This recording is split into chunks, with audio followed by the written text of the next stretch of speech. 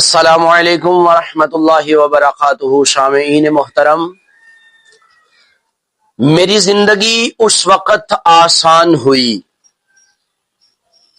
جب میں نے یہ جان لیا کہ ہر شخص اپنی زبان سے اپنی تربیت اور اپنا ظرف دکھاتا ہے۔ اس کی زبان سے نکلا ہوا لفظ حقیقت میں اسی کے لیے ہوتا ہے، خواہ وہ دوسروں کو گالی بکے یا تعریف کرے۔